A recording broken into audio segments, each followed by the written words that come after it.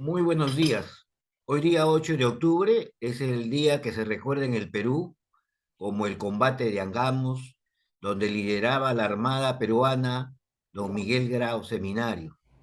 Recordando este grandioso día y la heroicidad de Miguel Grau, el doctor Leandro Rodríguez nos va a dirigir algunas palabras de recuerdo, de reafirmación, en el sentido de reconocer la, la obra producida como almirante en la Armada peruana.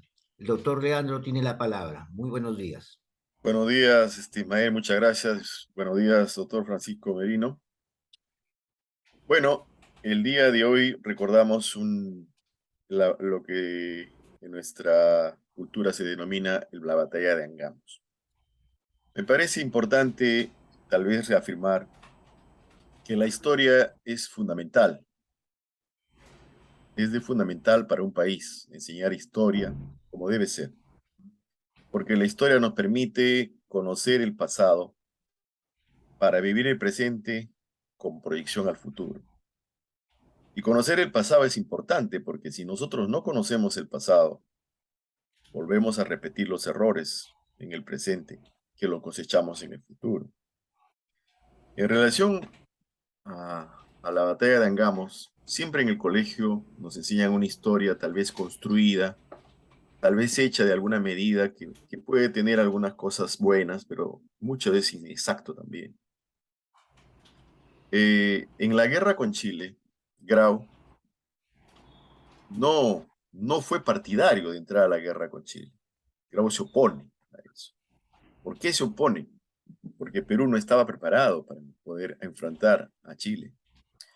El Perú estaba, digamos, no tenía una armada razonable para poder enfrentar a Chile. Grau sabía eso.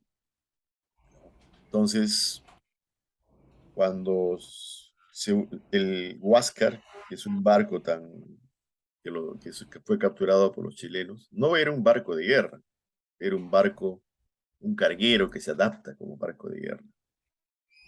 Y curiosamente, la tripulación del Huáscar estaba conformado la artillería y el timón estaba formado por ingleses y americanos. Los peruanos no llegaban, eran fogoneros, cocineros, etcétera, y también militares de otro rango. Grau sabía todo eso. Grau sabía todo eso. Por eso no quería ir a la guerra, pero va por su obligación, por su deber de cumplir con el país. Y cuando sale, una narración en relación a eso. Él va a la iglesia de los descalzos a rezar antes de embarcarse ya en esta gesta, prácticamente suicida. Y después de rezar sale y se encuentra con un amigo que habían estudiado en Francia con él y hablan en francés. Y el amigo le dice, vas a la gloria. Y Grau le dice, bajando la cabeza, le dice, todo está perdido. Antes de embarcarse en esto, Grau sabía que todo estaba perdido. Sin embargo, Grau fue un hombre muy respetado por el enemigo, por los chilenos. Incluso con Bragg, que fue uno de los almirantes que se enfrentó en combate, se respetaban mucho. Cuando Grau muere, Bragg le escribe una carta a su esposa, a la esposa de Grau, mandándole digamos, la apreciación que tenía de su enemigo, ¿no? Una carta muy famosa y muy sentida, muy respetada. Creo que eso es importante de tener en cuenta, ¿no? Grau fue un hombre extraordinario, pero también como hombre extraordinario miraba la realidad y tuvo que asumir una responsabilidad que tal vez él sabía que era una responsabilidad que lo iba a llevar a la muerte. Y así fue. Con esto les quiero decir que es importante entender que la historia, ustedes que en el colegio aprenden historia, les recomendaría que siempre tomen libros colaterales de otros historiadores, como por ejemplo Juan José Vega, María Rostorovsky. Y en fin, hay muchos historiadores donde nos narran lo que fue la guerra con Chile, lo que fue la conquista del Perú, para que nosotros podamos tener una idea cabal realmente de cómo fue la historia. Y eso nos va a dar a nosotros una idea de cómo tenemos que vivir el presente para ir al futuro. Mientras no nos miremos al espejo y veamos la realidad de lo que somos, no podremos mejorar nuestra vida en el futuro. Solo quería decirles eso, y el día de hoy recordemos al gran hombre, almirante Miguel Grau, que fue un ejemplo de heroísmo, pero a la vez también fue un ejemplo de integridad, en el sentido de que sabía perfectamente todos los problemas que en ese momento vivía el Perú, y a pesar de eso asumió una responsabilidad que sabía que lo iba a llevar al sacrificio. Muchas gracias.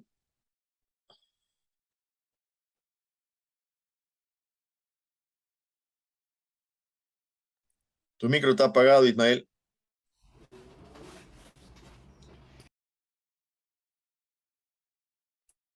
Estamos viendo acá, muchas gracias, Leandro. Estamos viendo acá las imágenes, es la sala de honor del Centro Naval que está en el Callao. Y la otra imagen es el monumento del héroe contra Almirante Miguel Grau en Piura. Es el monumento más vistoso, más elegante y más representativo en homenaje a Miguel Grau. El combate de Angamos está cumpliendo hoy día 143, el aniversario del Sí, combate de señor. Angamos. Aquí tenemos también un homenaje que el colegio, que la Marina de Guerra del Perú realizó organizando, reestructurando y convirtiendo a la casa en casa museo, la casa de Miguel Grau que se encuentra en la ciudad de Piura, en la calle Tacna de Piura, cerca a la Plaza de Armas. Aquí leemos la placa alusiva puesta por la Marina de Guerra del Perú en homenaje al héroe de Angamos. Muchas gracias y creo que todos los peruanos y sobre todo los piuranos debemos sentirnos muy orgullosos de que tenemos un héroe de talla universal como fue Miguel Grau. Muchas gracias. Bien, ahora vamos a, a presentar Sí, pues. la exposición de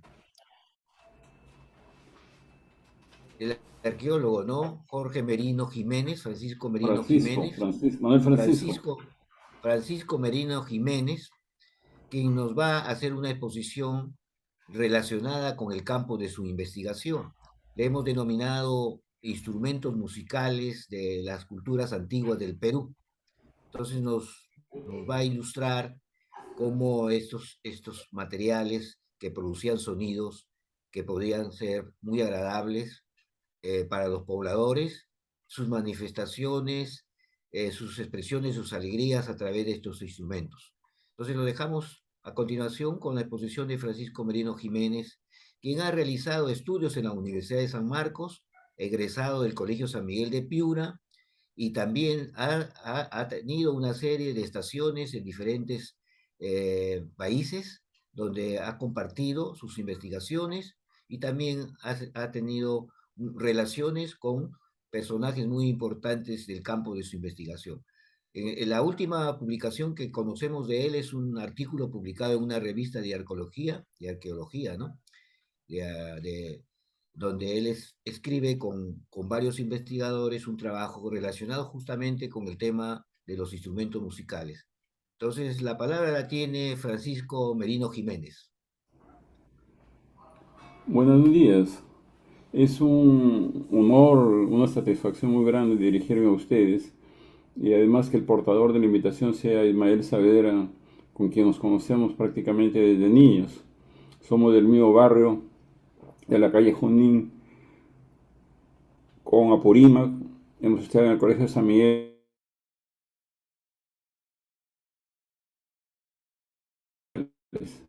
compañeros de inquietudes sociales. Hoy día yo voy a hablar sobre los instrumentos musicales y sonoros del antiguo Perú. O sea, Ismael, ¿podrías dejar de de qué compartir se tu abrían los antiguos presentación? peruanos para hacer música. Voy a compartir pantalla.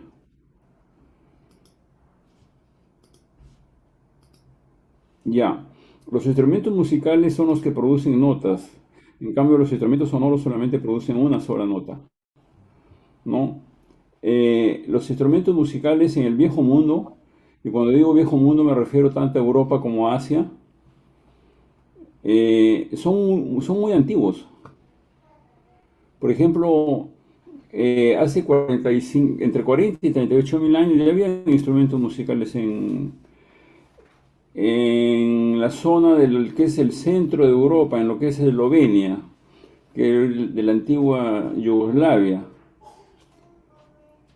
Luego, por ejemplo, tenemos una flauta de hueso de buitre encontrada en Alemania que tiene 35 mil años. Y es impresionante porque en esa época convivía el hombre con otra especie que era el hombre neandertal. O sea que eso para que le dé una imagen, una idea de lo antiguo que es la música en el viejo mundo. En cambio en América el hallazgo de instrumentos musicales es escaso, de tal manera que son relativamente recientes en el registro arqueológico. Pero eso no significa que no haya habido música de épocas muy antiguas. Yo soy un creyente fiel de que cuando el hombre llega a América por el norte, por Beringia, ya traía instrumentos musicales. El problema es que no los hemos encontrado. Los instrumentos de los antiguos peruanos se dividen en tres categorías: aerófonos, que son los instrumentos de viento; los membranófonos, que son instrumentos básicamente de percusión; instrumentos que el sonido lo producen por su propia conformación. Por ejemplo, un cajón, que generalmente se dice instrumento de percusión, es un idiófono. ¿Por qué? Porque toda su composición es madera, no tiene un elemento extraño como si lo tiene un tambor. Un tambor tiene una membrana, un cuero, ¿no? Y lo que se golpea es eso. En cambio, un idiófono no es así. Un idiófono es la composición del instrumento y sus diferentes modalidades. En este caso, golpeándolo como es un cajón, golpeándolo y haciéndolo resonar como es una maraca, para mencionar instrumentos contemporáneos, o las castañuelas cuando se entrechocan, o las cucharitas de la música criolla, o la quijada de burro. Esos son idiófonos, ¿ya? Les he puesto ejemplos contemporáneos para que se entiendan. Vamos a ver los aerófonos. Aquí tenemos la imagen de un señor mochica que está interpretando una flauta recta. Una flauta recta es una quena. Me apoyo en descripciones de los cronistas para que tengan una idea de cómo ellos observaron el comportamiento de los antiguos peruanos a la llegada en los primeros contactos. Los instrumentos con que esta coya, Chimpo Urma, mujer de Maitacapa, daban música, eran flautas de hueso de venado, flautones de palo, caramillos, pero también se ha empleado, por ejemplo, esta es una flauta traversa de cotos. Esto debe tener más o menos unos 2500 años. Ahorita se han popularizado en Caral. Entonces, por ejemplo,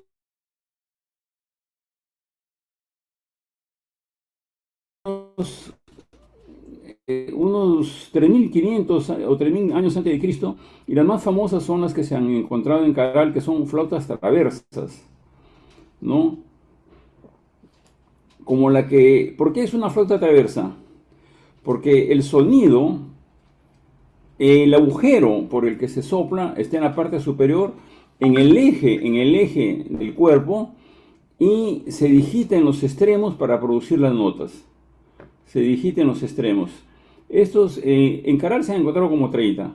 En Coto solamente se encontraron 2. Y es el instrumento más antiguo que tenemos en el museo en el que trabajé. En cambio, esta es una flauta traversa de plata. El sonido se produce aquí en el extremo. Como se dan cuenta, el agujero por el que se sopla está en el eje del cuerpo del instrumento y la digitación está en los dos extremos. Es un instrumento pequeñito de plata. Este es un instrumento, es una flauta recta. ¿Por qué? Porque el corte para producir el sonido está en un extremo y estos agujeros es para producir las notas. Hemos visto de hueso, hemos visto de metal, de plata. En este caso es de lagenaria, o sea, es el extremo, es el asa de una lagenaria, de un poto, o en Piura de una calabacita, de una chicula, para entendernos en piurano, y es de la época inca. Esto claramente se dan cuenta que es una calabacita, pero es bien graciosa porque uno lo puede producir el sonido por la parte inferior y por el corte que tiene acá. Se puede producir el sonido por dos lugares, ¿no? Y tiene 3 agujeros de digitación. Esto es una flauta de globular de caracol marino con incrustaciones. Es bien difícil tocarla. Esta es una especie que se llama fusinus. El corte de la columna de aire se da aquí y estos son los agujeros de digitación. Ustedes dirán, flauta, ¿qué es esto? Le llamamos flauta porque tiene agujeros de digitación justamente. Estas son una típica flauta de la zona del sur de Lima, de la zona de Chincha, llegada inmediatamente anterior a los incas. Y esta es una flauta de caña, entonces estamos viendo metal, hueso, caña, concha marina. En este caso es una flauta con bisel, este es el bisel, aquí se hace el corte y es de plata, es una flauta recta. Esta es una flauta muy bonita. En el antiguo Perú hubo flautas de cerámica, esa práctica se perdió. Y esta flauta recta, chinchana, como le dije inmediatamente a los incas, tiene un sonido muy bello. Siempre se discute si los antiguos peruanos tuvieron notas, hubo una escala universal, no la hubo. Pero sí hubo intentos, porque por ejemplo, de este ejemplar tenemos en 3 tamaños en el museo. Y tienen afinaciones similares. O sea que sí hubo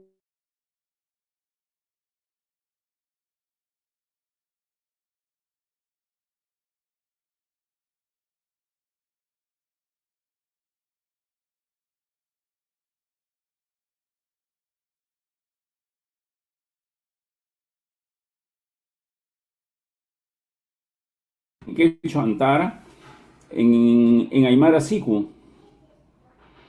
De música alcanzaron consonancia las cuales tañían los indios coyas o de su distrito, los coyas son los del altiplano, con unos instrumentos hechos de cañutos, canutos de caña, 4 o 5 cañutos atados a la par. Cada uno tenía un punto más alto que el otro a manera de órganos. Las antaras, hay antara solista, antara complementaria, antara a la octava, después lo explico, antara con resonador, luego lo explico, y antaras con escaleras, con escalas, antaras en escalera convergente. Miren, esta es una belleza, esta es una antara de cañones de plumas, y solamente al parecer, bueno, claro, por la materia prima es difícil que se conserven, pero estas son paracas, estas son antiquísimas, son antes de Cristo, más o menos unos 200, 300 años antes de Cristo. Esta es una antara esta es una flauta de pan, una antara ósea de tubos de huesos de ave y es doble. Aquí no se ve la otra, el otro lado.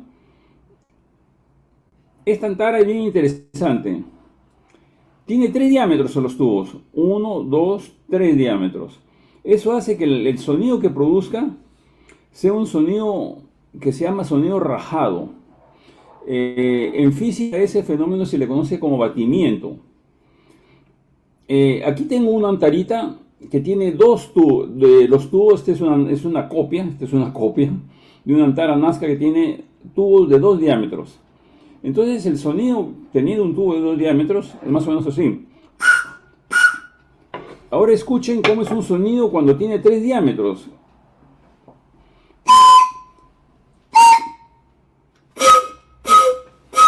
Eso se llama sonido rajado o con batimiento. En cambio acá es un sonido, no sé cómo decirle, más limpio, ¿no? Que no tiene bueno, eso tendría que ser una explicación física en realidad, ¿no? Y que, como les digo, es porque tiene 3 diámetros el instrumento. Esta es la copia. Este es el original que está en el Museo Nacional y esta es la copia que las hace un compañero que es ceramista y músico. De tal manera que el instrumento que he usado como ejemplo tiene la misma escala, el tamaño, todo del instrumento original. Yo les decía que en los antiguos peruanos no habían escalas universales, pero por ejemplo les mostré la cadena Chincha. En el año 27, Julio Cetello excava en un sitio que se llama la Quebrada de las Trancas, al sur en Nazca, al sur de la ciudad de Nazca. Y encuentra 15 antaras, un individuo con 15 antaras. De esas 15 antaras, hay 6 que tienen la misma afinación. No solamente tienen la misma afinación, sino que están afinadas a lo que se llama una octava superior. Ya, explico. Suponiendo que este tubo mide 20 centímetros. El tubo mayor, vamos a decir ya. El tubo mayor tiene 20 centímetros. Una octava superior es que el tubo debe tener la mitad. O sea, 10 centímetros. O sea, si ustedes tienen una escala, do, re, mi, fa, sol, la, si. La escala superior, si yo digo do, re, mi, fa, sol, la, si, do, eso es una escala superior. Porque es la mitad. Si tuviese la cuarta parte, sería 2 escalas superiores.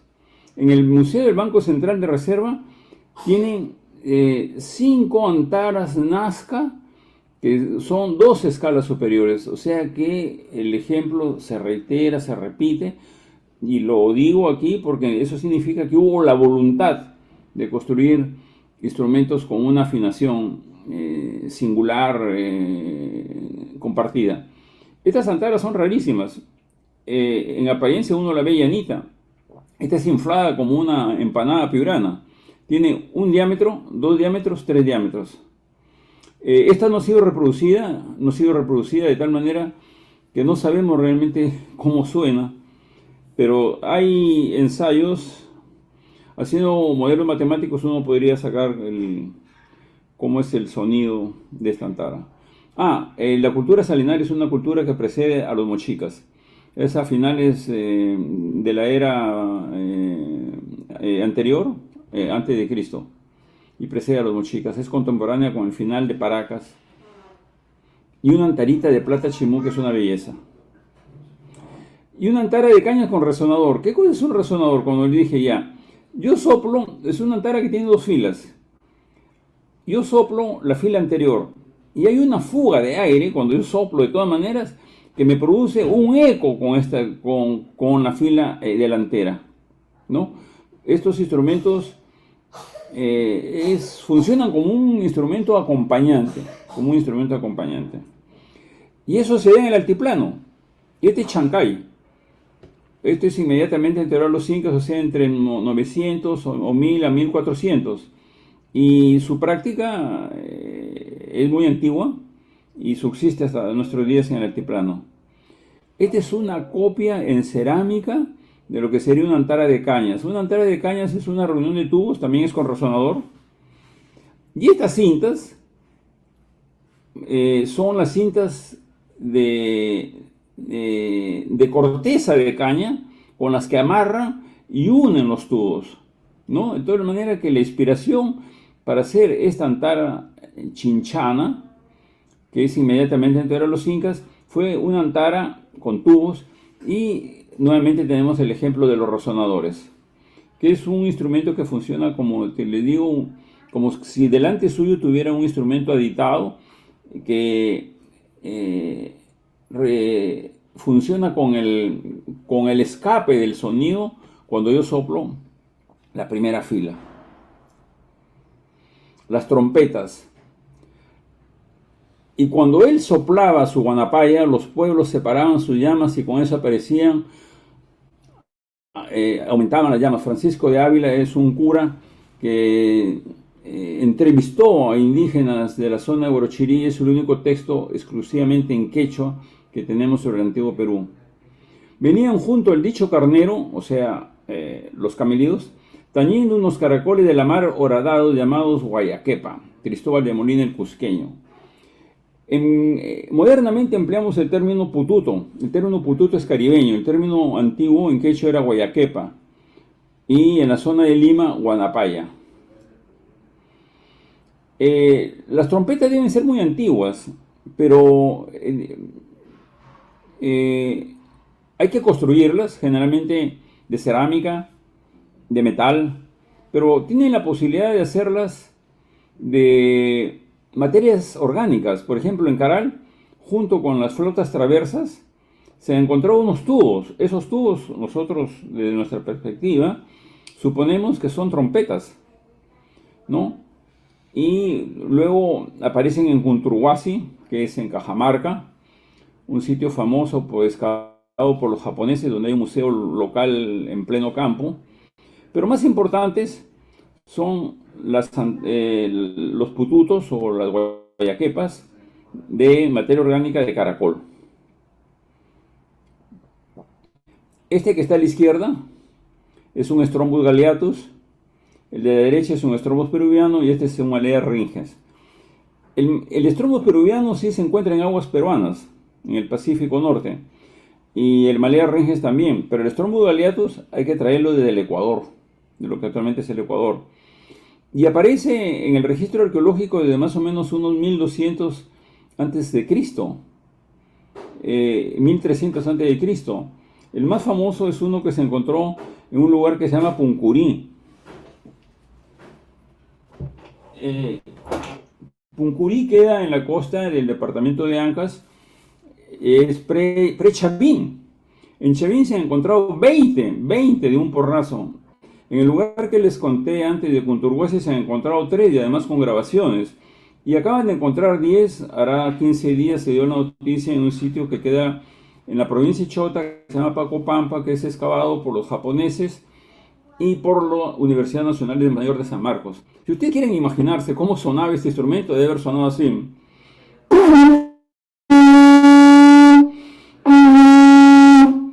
Este es el instrumento que todavía interpretan los campesinos cusqueños en sus grandes reuniones.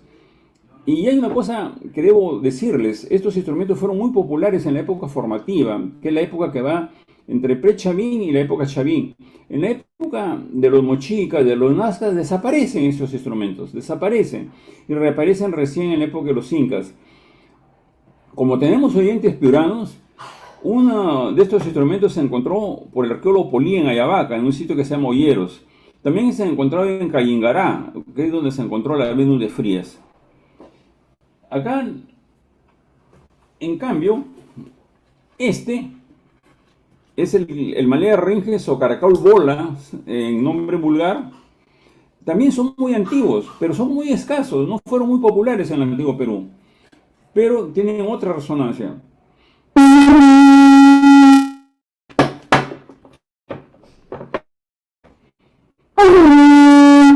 Este tiene mayor resonancia sobre todo por el largo. Sobre todo por el largo. En cambio, estos son muy escasos en el antiguo Perú. El peruvianus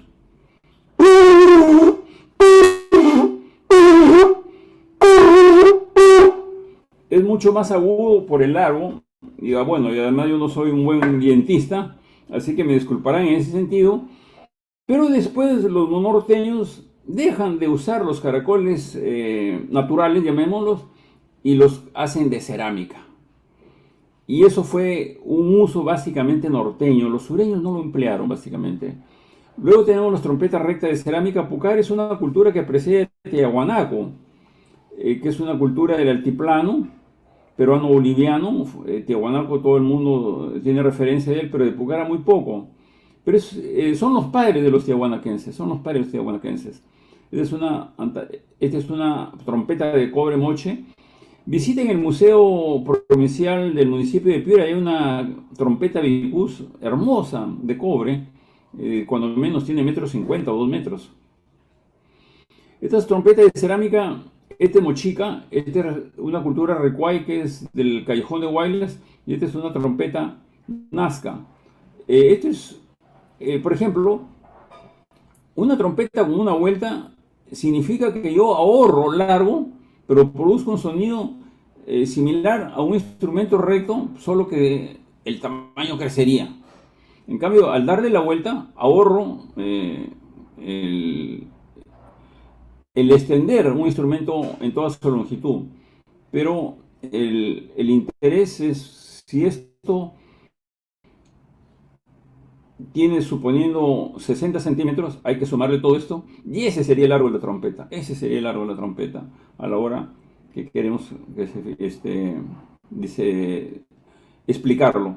Esta es una trompeta de madera, es de una sola pieza, es encontrada en Pachacama. ¿Y por qué sabemos que es de Pachacama? Porque el personaje que vemos aquí en la cara, perdón, tallado en relieve, es el personaje del poste de Pachacama.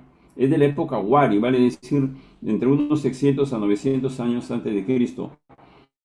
Y es extrañísimo cómo se hizo, porque eso es una sola pieza. Y los antiguos peruanos no tuvieron berbiquín. Los silbatos. Los silbatos deben haber sido instrumentos muy populares, pero son difíciles de ser hallados. Entonces hay silbatos bifónicos, hay silbatos simples, silbatos globulares, silbatos sonajeros, o sea que al mismo tiempo que uno lo sopla y si uno se mueve van a conformarse como un idiófono. Ya recordarán que yo les definí lo que era un idiófono. Les puse el ejemplo de la maraca. Entonces este es un silbato sonajero, significa que tiene un aditamento como un cascabel que al soplarlo, y si yo me muevo, hay un sonido complementario. Y las ocarinas, después vamos a ver lo que es una ocarina. Este es un silbato globular cupidnique, que es una cultura anterior a Chavín y contribuye mucho en el desarrollo de Chavín. Si ustedes observan, y me voy a detener unos 30 segundos en ello, es el perfil de un ave. Aquí está el ojo, este es el pico, entonces es un ave rapaz. Pero tiene una crestita, esa crestita es un moñito que es típica del ave arpía. El ave arpía es amazónica. Imagínense la inspiración para aparecer en la costa. La cultura cupidnica es una cultura costeña de la zona de la Libertad. Aquí tengo una réplica. Entonces, esto debe haber sonado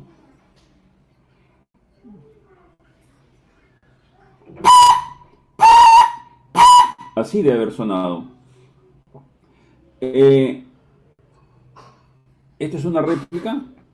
El ojito, el ojito, el perfil, el pico y la crestita del ave arpía que es el ave cazamonos.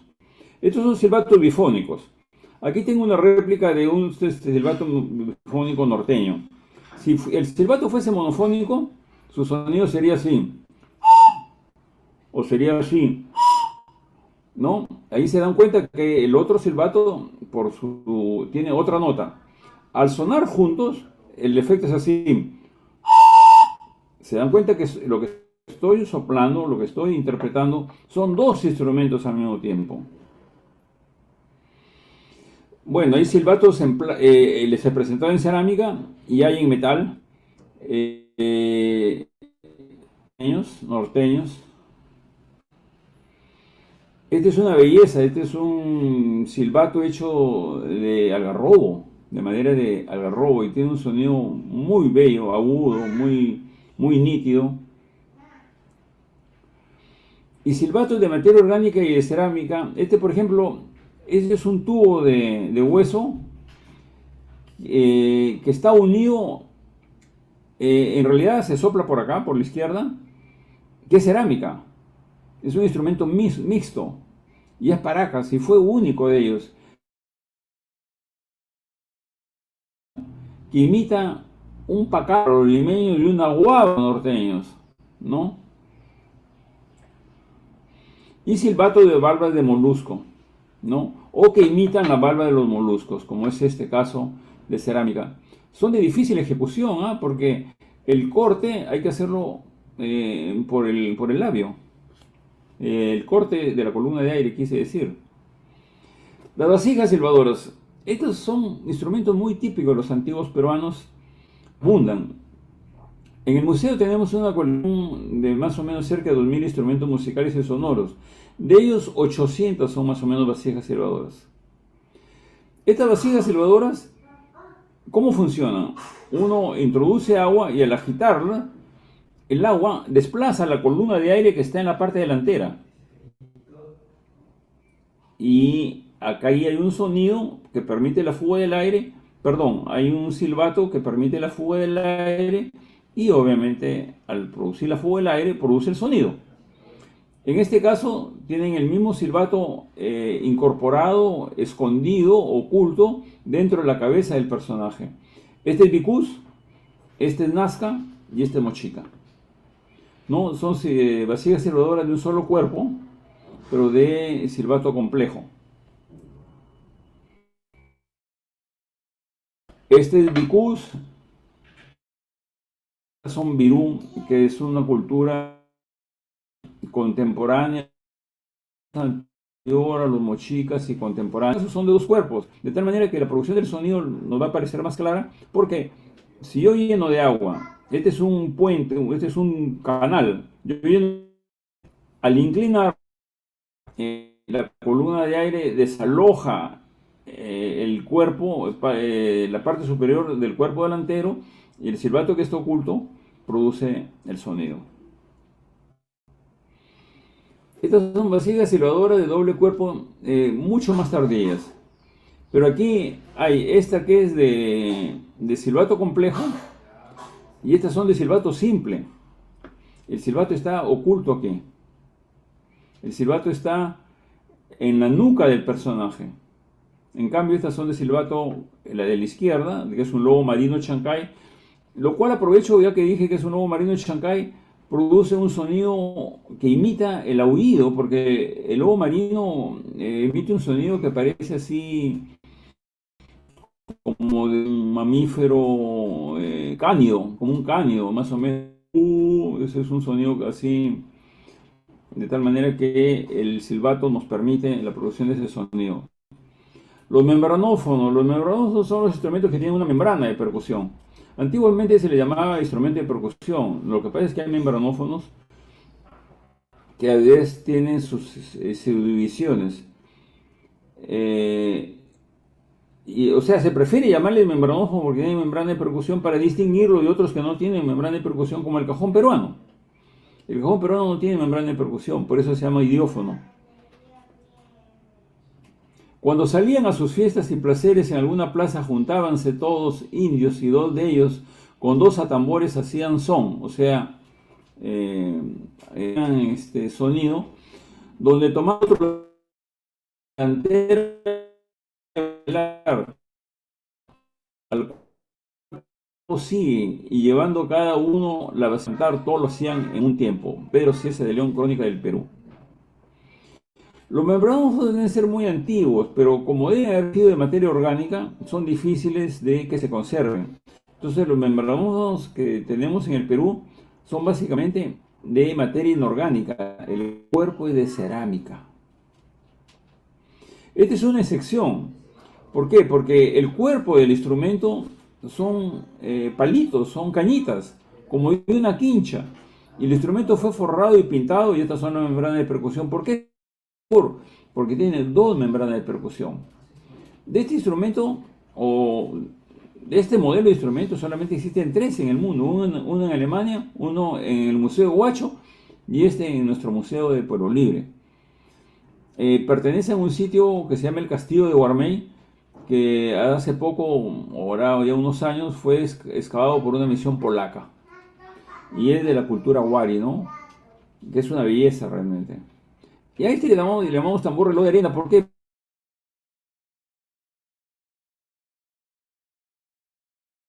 Pinturita y semeja al reloj de arena. ¿Por qué es tambor? Porque tiene dos membranas de percusión. En cambio, un timbal tiene una sola membrana de percusión. Este instrumento tiene más de 1 metro. Tiene como 1,15 m, 1,20 m. Es gigante. Y está en el Museo Nacional.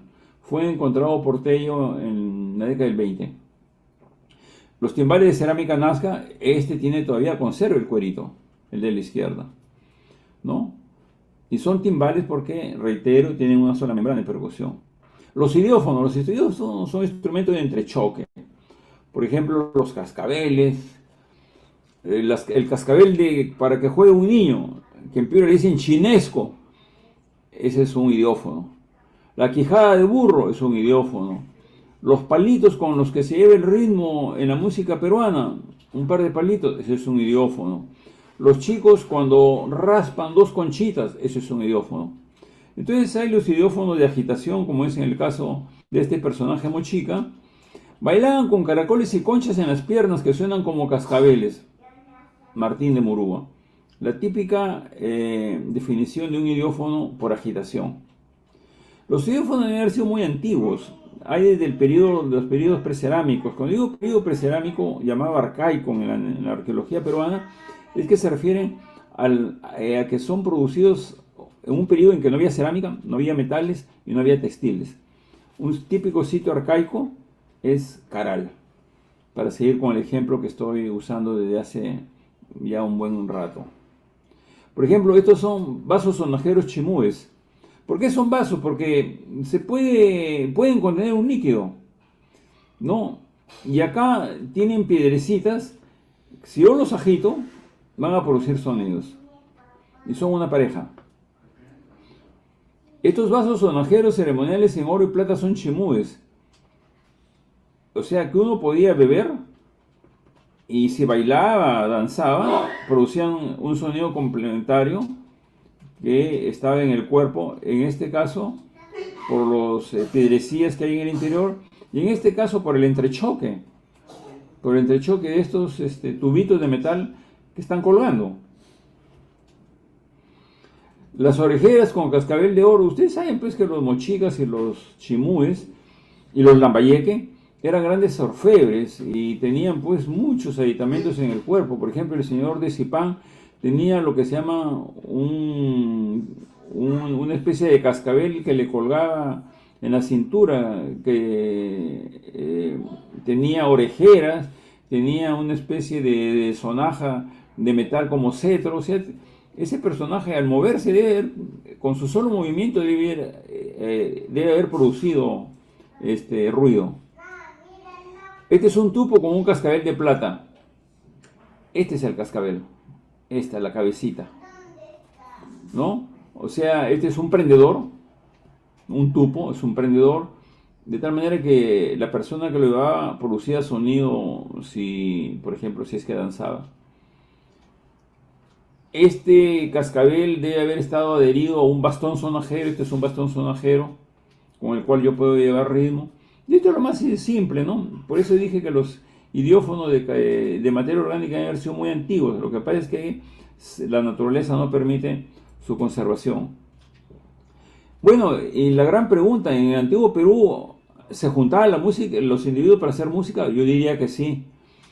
O solistas, en este caso, uno está tocando una antara, una flauta de pan, y un tambor circular. Este tambor circular arqueológicamente lo conocemos por la representación en la vasija, porque en la práctica nunca se ha encontrado.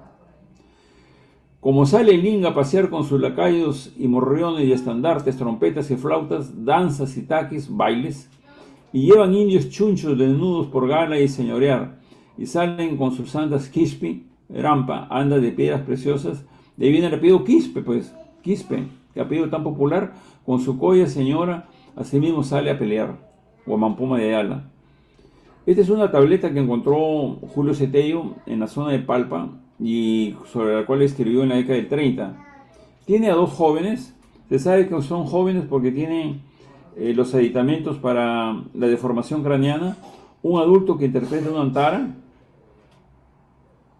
y tiene una antara en la cabeza, y los personajes femeninos que van atrás también portan antaras. Esta es una de las pocas expresiones escultóricas nazquenses que se han encontrado en la arqueología peruana. Estas son vasijas silbadoras de doble cuerpo. Por ejemplo, si no hubiésemos encontrado un tambor llamado reloj de arena, sabíamos de su existencia porque este intérprete Bicú justamente está tocando un tambor reloj de arena, ¿no? Aquí pueden verlo con el palito con el que se tocaba. Y este es un instrumento muy raro que no se ha encontrado arqueológicamente. Yo les hablé de las antaras convergentes. Esta se llama antara convergente en B doble. Los tubos del centro son los tubos pequeños, que son los tubos agudos, y los tubos de los extremos son los tubos graves, ¿no? Su interpretación debe haber sido bastante compleja.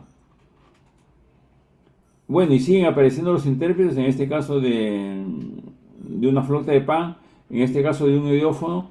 Este personaje está interpretando una antara, tiene un tamborcito amarrado en la rodilla y tiene la baqueta y un instrumento de un idiófono porque es una maraca.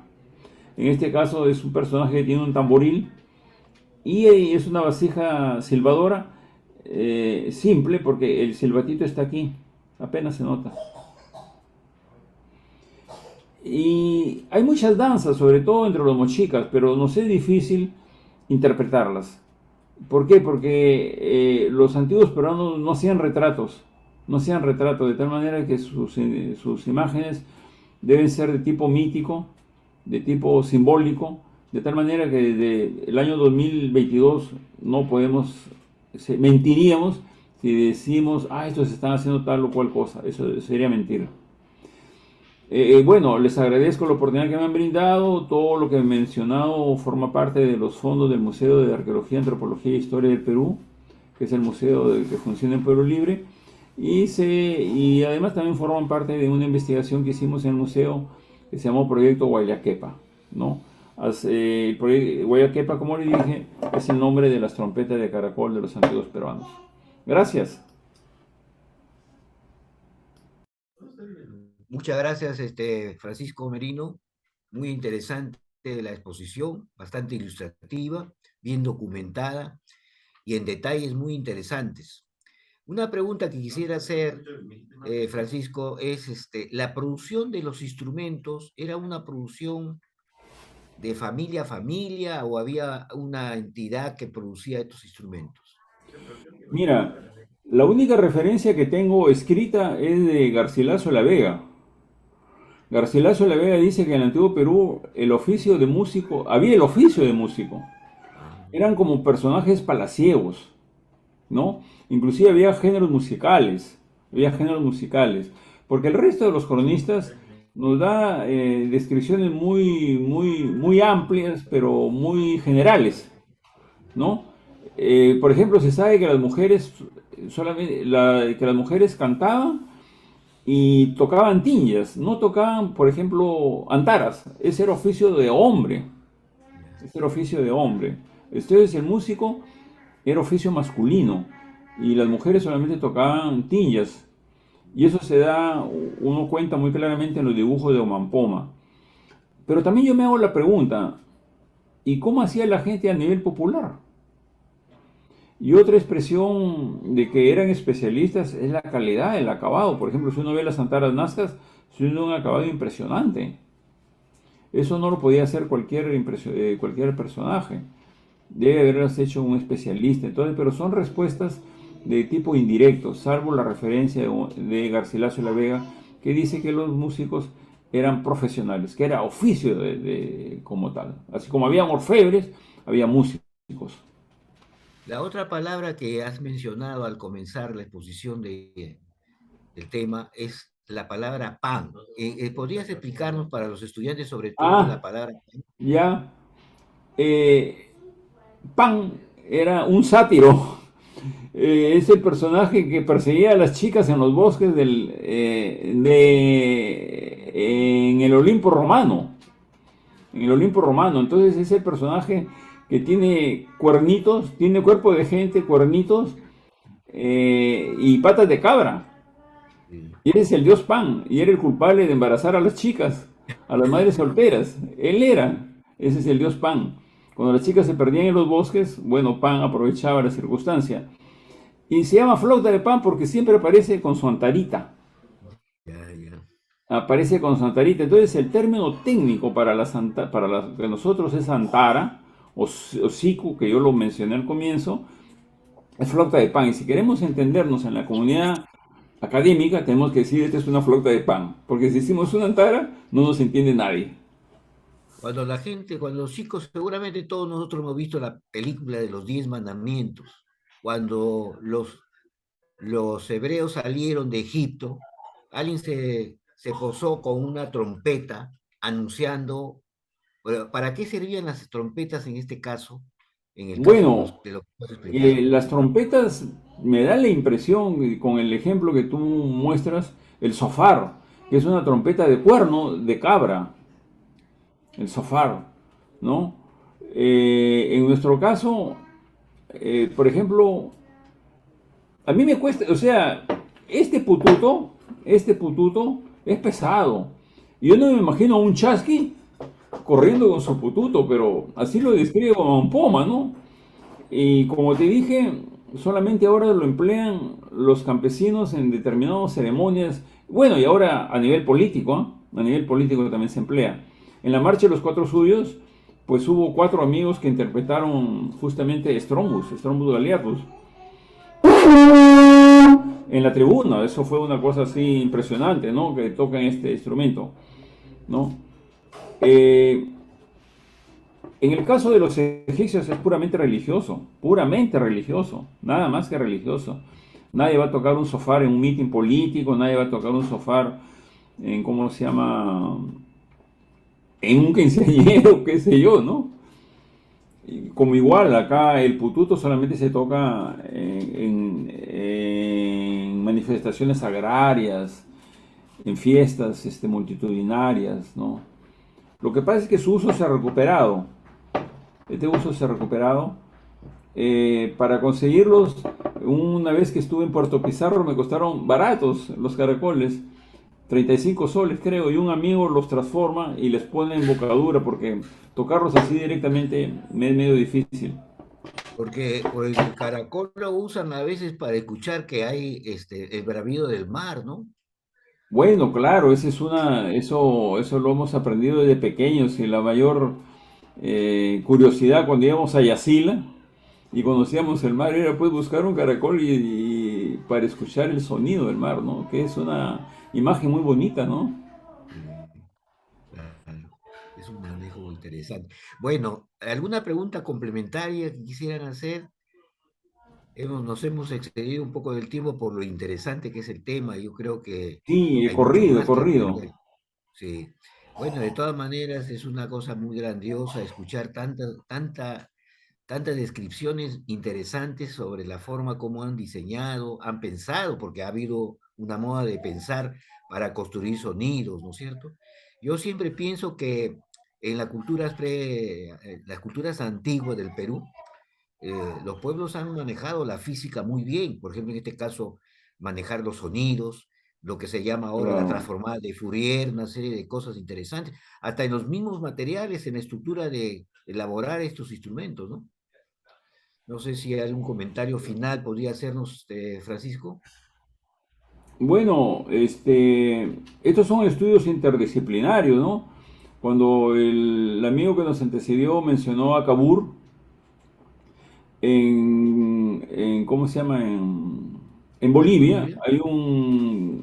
hay un físico, justamente profesor en acústica en la universidad, y que además es Mm, músico, es belga, André, es un físico belga, Arnaud Gerard. Y acá en la uni había un ingeniero que inclusive ganó un premio de música en La Habana sobre el siku bipolar. El siku bipolar es el que se toca en pareja, o sea, la flauta de pan o siku que se toca en pareja, ¿no? Yo toco una nota y mi compañero al mismo tiempo interpreta otra y es así como se arma la melodía. Es una especie como de eh, dos zampoñas que tienen que tocarse simultáneamente para producir una melodía. Eso también lo hizo un ingeniero, ¿no? bien, Así es que es entonces, un típico caso de una colaboración desde la técnica en este caso, y en ambos casos desde la física. muy bien. Yo creo que ha sido muy valiosa esas explicaciones que nos ha hecho Francisco Merino Jiménez. Y agradecemos a nombre de la institución que estamos desarrollando estas actividades, la Sociedad de Ciencia, Tecnología Pueblo, que le hemos llamado, y que está en proceso de formación para que se constituyan y se integren otros. Entonces, muy agradecido, doctor Francisco Merino No, yo Jiménez. encantado de haber participado y justamente hoy día en el aniversario de Grau que también era el cumpleaños de mi madre, 8 de octubre. Ah, bueno, conocimos a tu Así mamá. que me es muy simbólico Muchas gracias por todo. y les agradezco. Bueno, vamos a continuar con las actividades. A ver, eh, vamos a continuar con con las exposiciones que siguen, ¿no?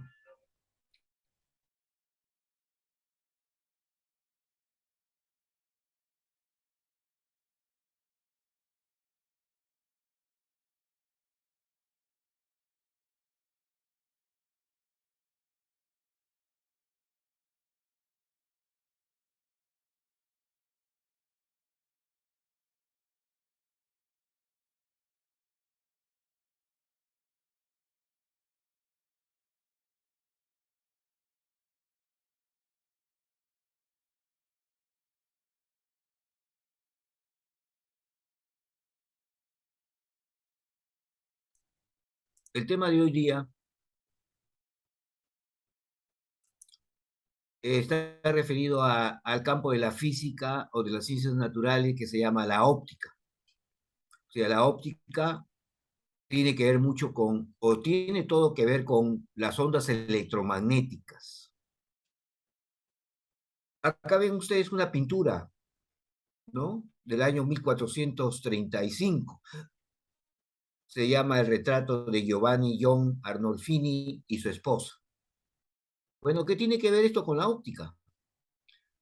Adyacente a esta imagen de la pintura está un detalle que está al fondo de la pared, ¿no?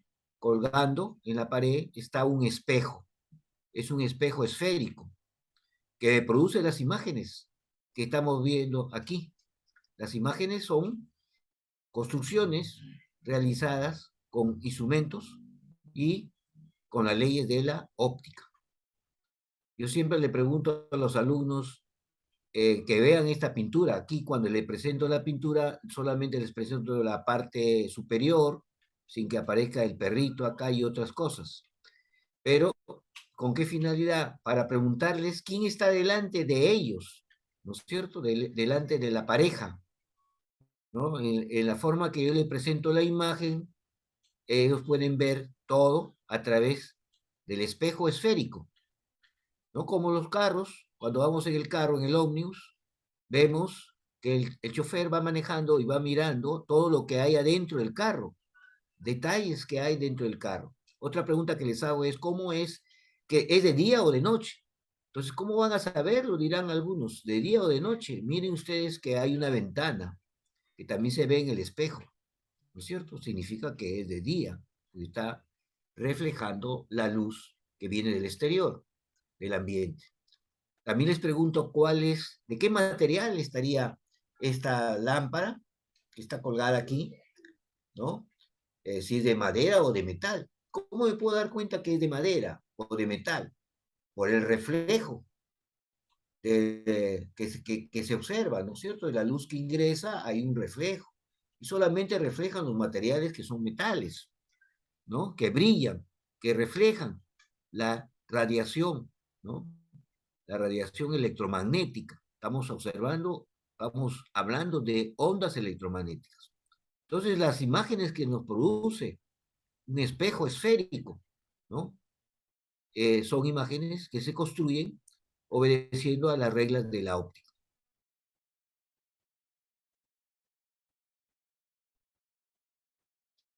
Entonces, el término del rayo es un término que también a veces, cuando los niños dibujan al sol, le dibujan al sol haciendo una figurita y un círculo, y luego le salen unos pelitos de las superficies, que son los rayos.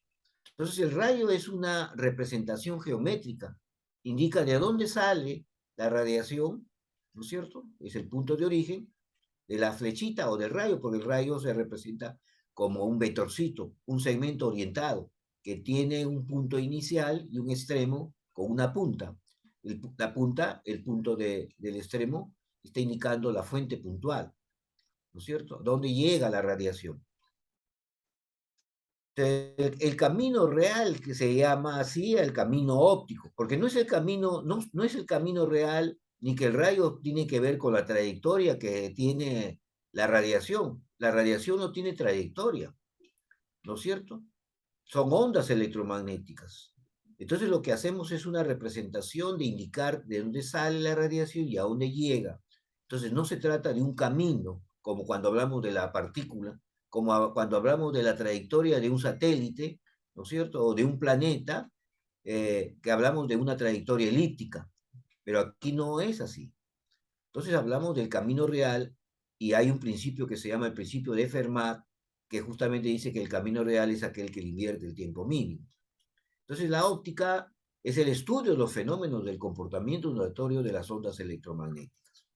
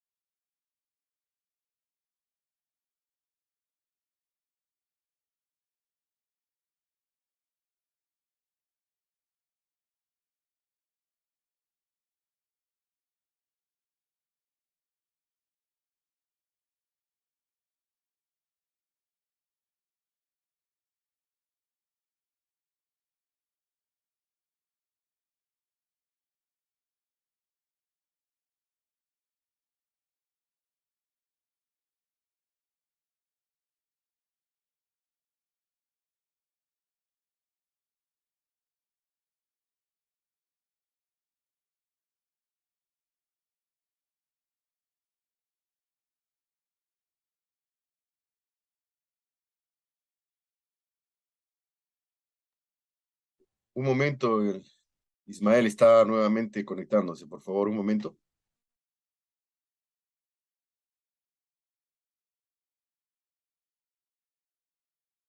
Activa tu micrófono, Ismael, por favor.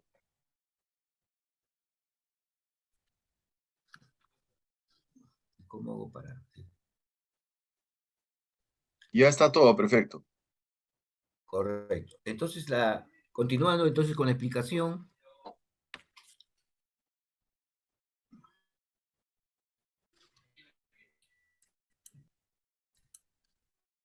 Continuando con la explicación, acá tenemos una representación de un sistema óptico. Y ustedes se preguntarán, ¿qué es ese sistema óptico? Es el ojo humano. Tiene una configuración que me permite construir imágenes, ¿no? Entonces, el ojo es un sistema, podríamos decir, óptico perfecto, ¿no? Es un sistema óptico perfecto. Y Cierto. estamos nosotros ahorita.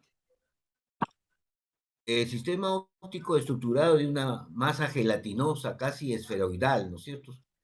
Entonces aquí tenemos, por ejemplo, un dispositivo que tiene el ojo que se llama el cristalino, ¿no? El cristalino tiene un tamaño del tamaño de un frejol pequeño. Está formado por casi, fíjense la cantidad de capitas transparentes, 22.000 capitas transparentes. Es el cristalino que estamos aquí describiendo. ¿Cuántas, cuántas capitas? ¿No? Son como los catáfilos de una cebolla, ¿no?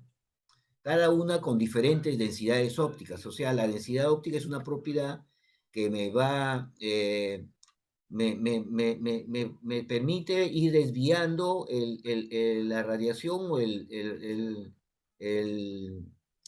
este, el rayo convenientemente para hacer una configuración de construir una imagen.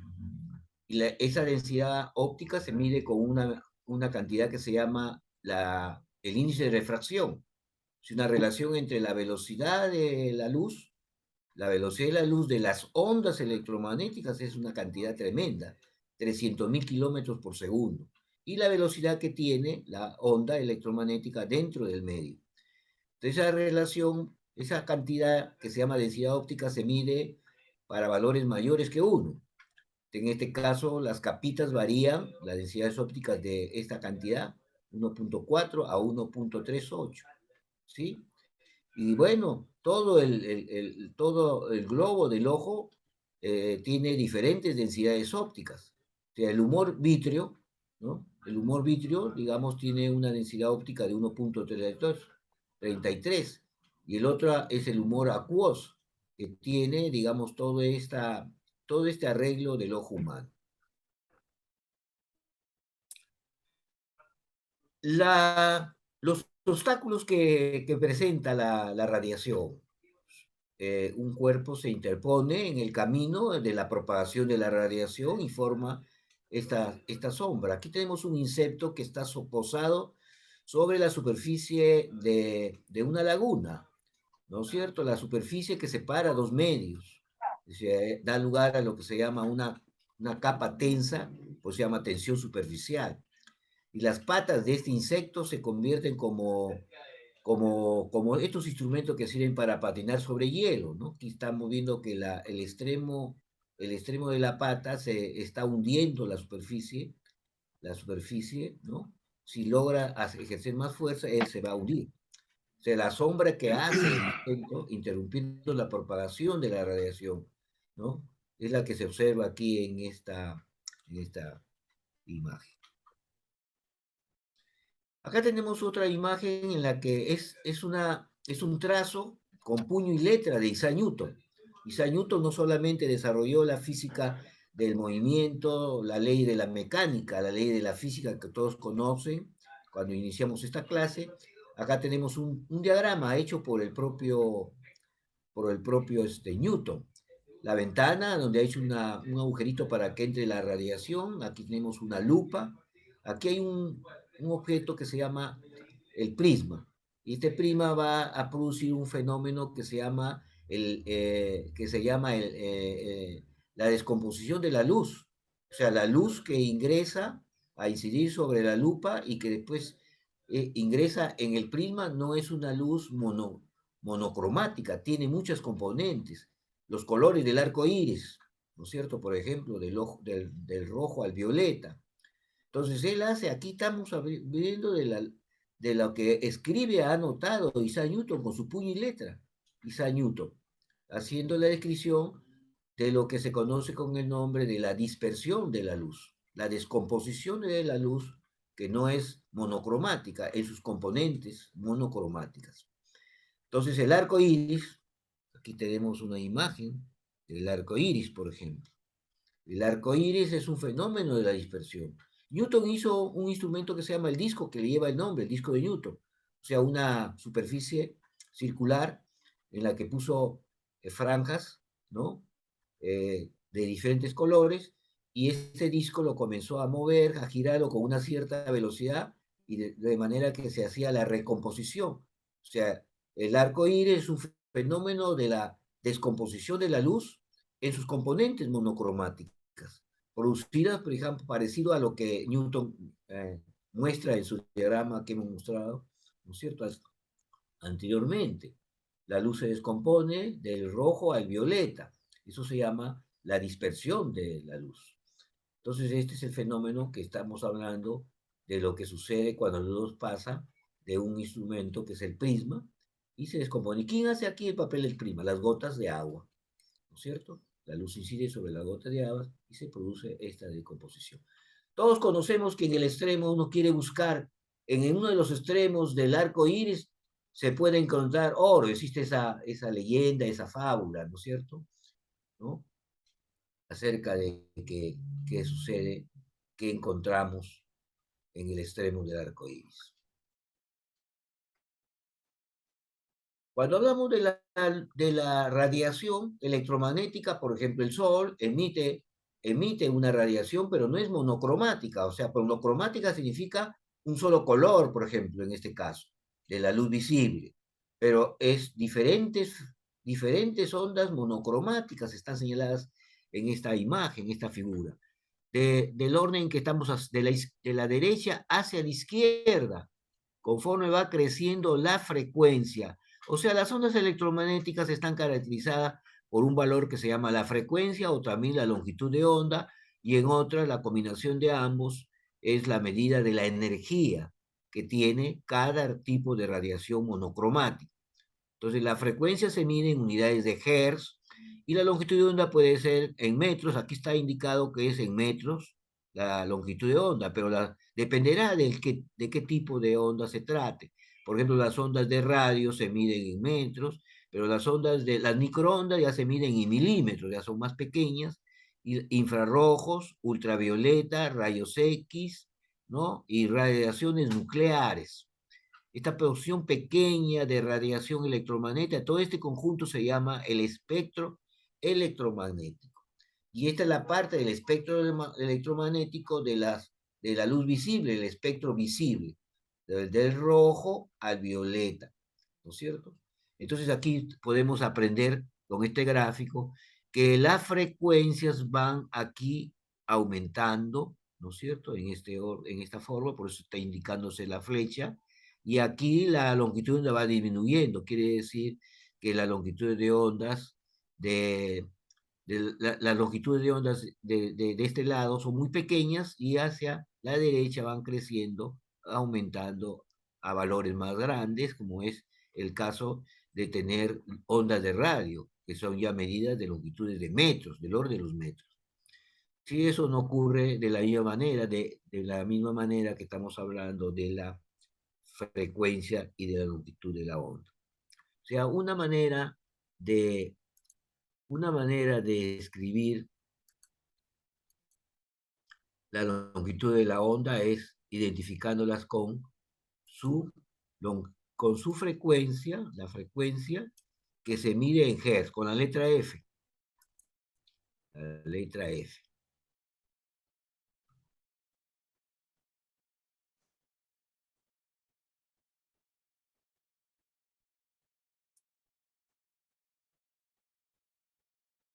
La unidad de la medida es Hertz, la frecuencia.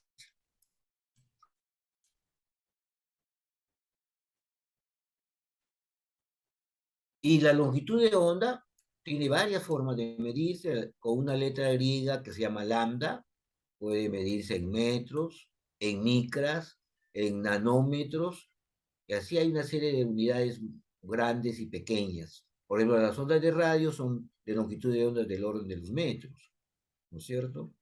Entonces la longitud de onda es en metros y otras unidades. Aquí vemos la imagen, por ejemplo, de la representación de una onda electromagnética plana. La onda está formada por dos componentes. Una de ellas, el color rojo, por ejemplo, puede ser la componente eléctrica y la otra, el de color celeste, puede ser la componente magnética. Dos componentes inseparables, forman una unidad inseparable. Aquí lo representamos las variaciones, los valores con el eje Z, de color rojo, y con el color celeste o azul, con el eje X, el eje Z, el magnético, y el eje X, la componente magnética. Una eléctrica y otra magnética. Esa es la representación de una onda plana. El personaje más importante aquí es Maxwell. Maxwell es un hombre, es un inglés, es un británico, que vivió casi, no tuvo no tuvo una vida larga, más o menos cerca de, llegando, ni siquiera llegó a los 50 años.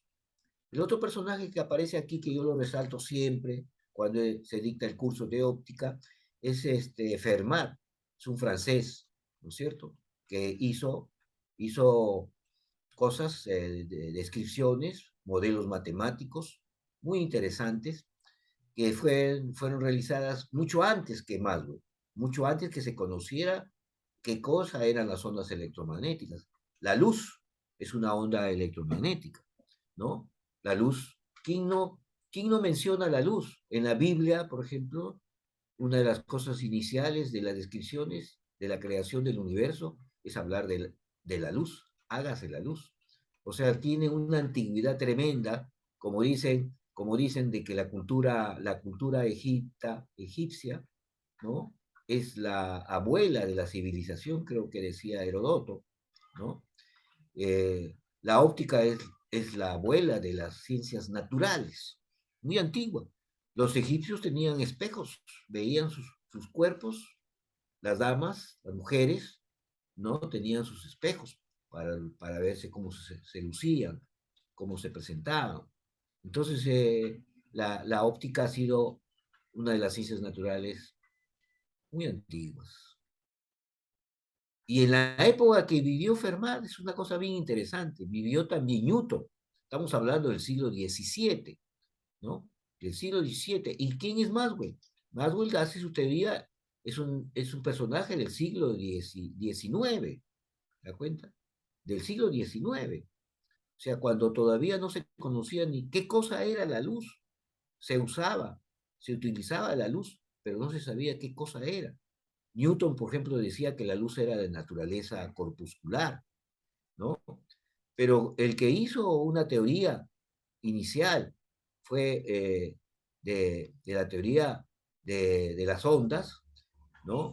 Y de la trayectoria que podían expresar las ondas electromagnéticas. Fermat fue el que nos estableció el principio que el camino que siguen las radiaciones es el que le invierte el tiempo mínimo, y creó una matemática que es mucho más poderosa que la matemática que creó Newton, el cálculo variacional. Bien, entonces, esta es la naturaleza, la estructura de una onda electromagnética plana. Las ondas electromagnéticas no son planas, es una representación, ¿no? Las ondas electromagnéticas que nosotros estamos acostumbrados se propagan en todas las direcciones, entonces la forma que puede tener algo que se propaga en todas las direcciones tiene que ser una onda esférica, ¿no es cierto? De tipo esférico.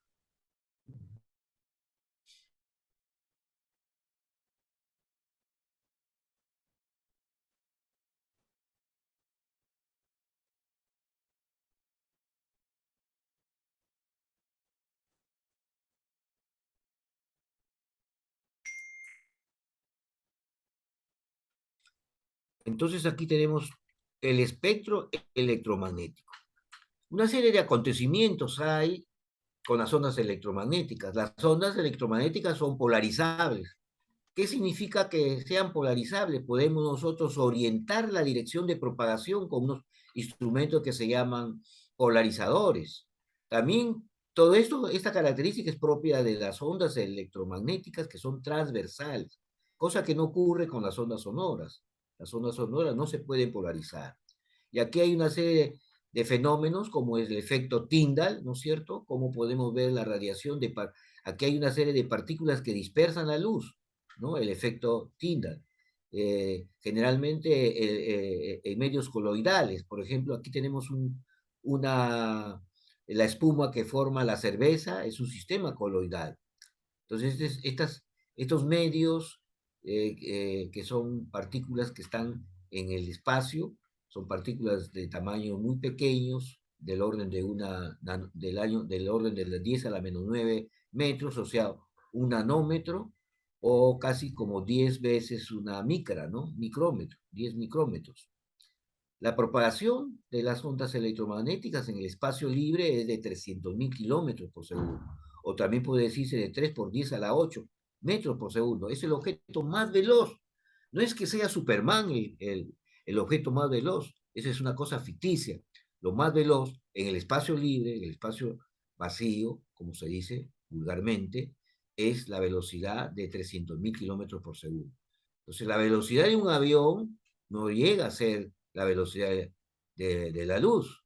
¿Sí? La velocidad del avión está comparada con el número de veces que es la velocidad del sonido. La velocidad del sonido es de 400 metros por segundo, ¿no? Entonces, la naturaleza de la luz es una naturaleza electromagnética, es lo que el señor Maxwell llegó a establecer o a concluir con la teoría clásica, la teoría de las ondas electromagnéticas, la teoría del electromagnetismo. Aquí tenemos otra imagen que produce, que se puede producir cuando se habla de la polarización. O sea, estiramos una lámina y obtenemos una imagen con algún microscopio polarimétrico en la que podamos ver, digamos, los colores, que son las características del proceso de elasticidad, ¿no? Este es un efecto fotoelástico inducido, ¿no es cierto?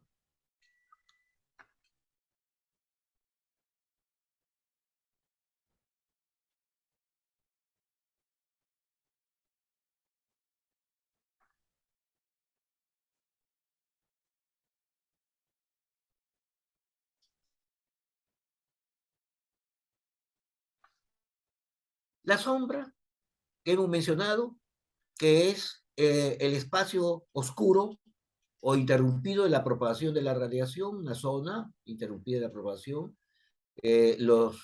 ha dado lugar a conocer cómo es el universo a través de estos fenómenos que se llama el eclipse, ¿no es cierto? El eclipse, este es el tipo de eclipse lunar, donde la Tierra se interpone entre el Sol y la Luna, la Tierra obstaculiza la propagación y genera una sombra donde se ubica la Luna, ¿no? La Luna en un momento dado puede ser totalmente, su imagen puede desaparecer. Este es lo que da lugar a un eclipse lunar. Aquí estamos hablando generalmente del eclipse lunar que hubo en el mes de mayo del 2022, fue un eclipse total lunar. Entonces, vamos a ver aquí, por ejemplo, este eclipse. A ver, vamos a ver.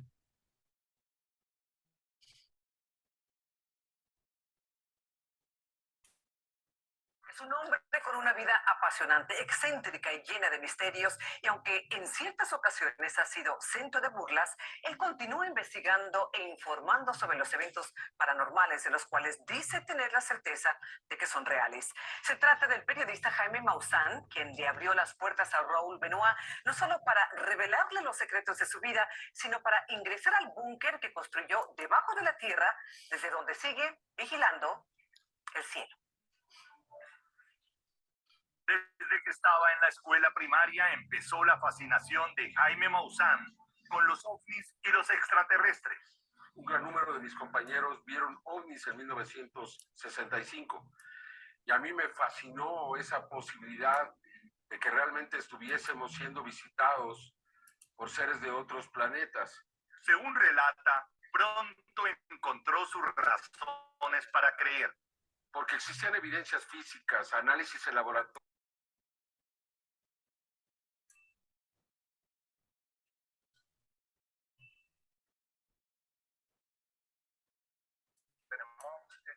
semana, no tan solo la luna llena que nos va a estar dando ese espectáculo como siempre, pero también tenemos un eclipse lunar. El domingo, a eso de las 9:30 hora del este, hasta las 2:30 hora del este, habrá un eclipse lunar. Durante el eclipse lunar, la luna se va a empezar a poner más oscura a medida que va pasando por la sombra de la Tierra, a medida que llega al centro de esa sombra, a eso ya de las 11:15 a 1:15 de la mañana, pues se va a ir tornando un color rojizo.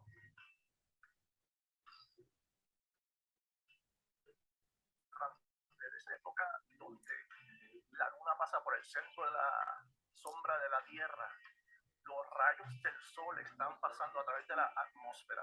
A medida que los rayos del sol pasan por la atmósfera, las ondas de luz en lo azul, el verde, el amarillo, se reflejan y se absorben en la atmósfera. Pero los rayos que van en la ultravioleta, rojo, naranja, siguen cruzando a través de la atmósfera. Esos rayos son los que entonces se reflejan en la luna y por eso vemos ese color rojizo. Básicamente lo que estamos viendo es los atardeceres y los amaneceres a través de todo el mundo reflejados en la luna en ese mismo momento.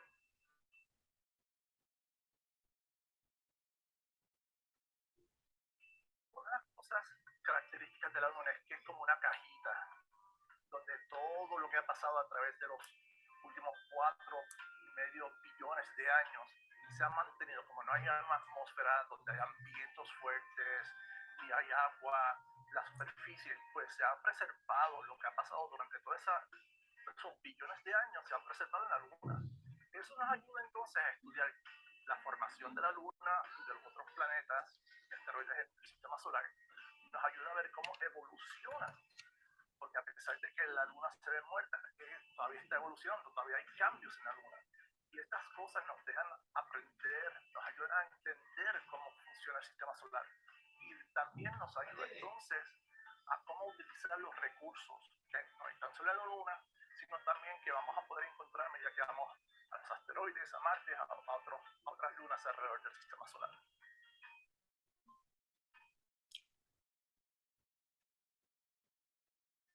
Para prepararnos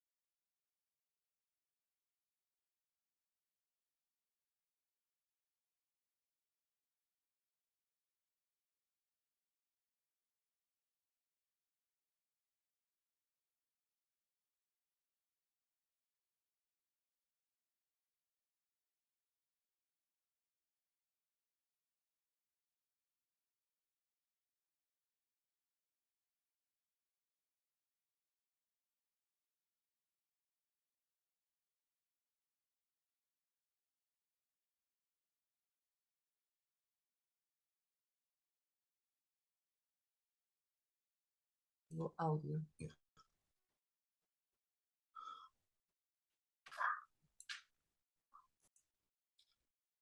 Bien, estamos entonces, hemos visto el video explicativo sobre el eclipse lunar que se realizó entre el 15 y el 16 el 15 y el 16 de mayo. Próximamente en el calendario astronómico se señala que va a haber otro eclipse de este año, del 2022, en el mes de noviembre, ¿no? Este eclipse es muy importante porque fue el eclipse lunar más largo, el eclipse más largo ocurrido desde 1989. La luz del sol es bloqueada u obstaculizada, su proceso de propagación, es todo esto es lo que da lugar a lo que es el eclipse. La alineación del sol, la tierra y la luna, ¿no? Entonces, este es un eclipse. Y este eclipse se produce precisamente, por las condiciones apropiadas que tiene. Por ejemplo, Mercurio y Venus, en ellos no hay eclipses, ¿no es cierto? No hay eclipse, porque para que haya la sombra es necesario que tengamos un tamaño determinado, ¿no es cierto? Que interrumpe los planetas que son, o la Tierra y la Luna tienen el tamaño apropiado para producirse el eclipse, cosa que no ocurre con Mercurio y Venus, ¿cierto? En cambio, en Marte sí hay eclipses, pero los eclipses pueden ser totales, parciales, ¿no es cierto? Entonces, en Marte puede haber eclipses parciales.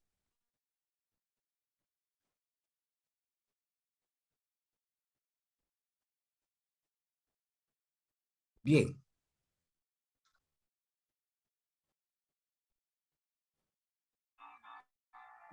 En la clase, en la clase pasada terminamos diciendo que construyamos proposiciones de la geometría de esto. Entonces, aquí tenemos un semicírculo de diámetro 2R, aquí hay un ángulo X, ¿no es cierto? Y el valor de este ángulo X es la medida de este arco, ¿no es cierto? Está relacionado con la medida de este arco. Lo mismo sucede con el ángulo X acá. También es la medida de este arco, es el mismo arco, quiere decir que todos los ángulos son iguales. Y aquí hay un triángulo rectángulo, ¿no es cierto?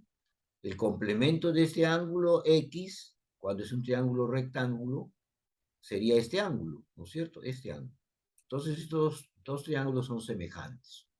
Aquí tenemos otro tipo de problemas, diferente al anterior. Aquí presentamos la figura y hay que construir las proposiciones que acabamos de mencionar. En en el siguiente problema es lo contrario. Tenemos el enunciado del problema y hay que organizar la geometría que implica el enunciado de este problema.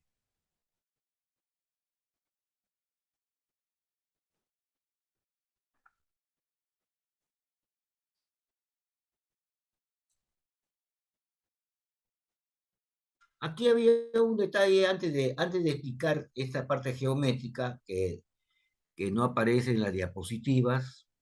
Estas figuras, la velocidad. Estas imágenes pertenecen a una fuente del curso de física de la Universidad de Berkeley en el volumen número 1, que es sobre mecánica. Sin embargo, cuando hablamos de la velocidad de la luz, lo hacemos siempre en la óptica, porque estamos siempre afirmando que la luz es de naturaleza electromagnética, es onda electromagnética. De manera entonces, ¿por qué el libro de Berkeley incluye en uno de los capítulos, la velocidad de la luz, en en un volumen que es de mecánica? Bueno, simplemente aquí también usamos la idea del eclipse. Es el eclipse que produce uno de los satélites. O sea, usted sabe que Júpiter tiene varios satélites. Uno de los satélites que se llama Io, se escribe I-O. O sea, I-O. Es uno de los satélites de Júpiter. O sea, Júpiter, el Sol, ¿no es cierto? Y el satélite Io dan lugar a un eclipse.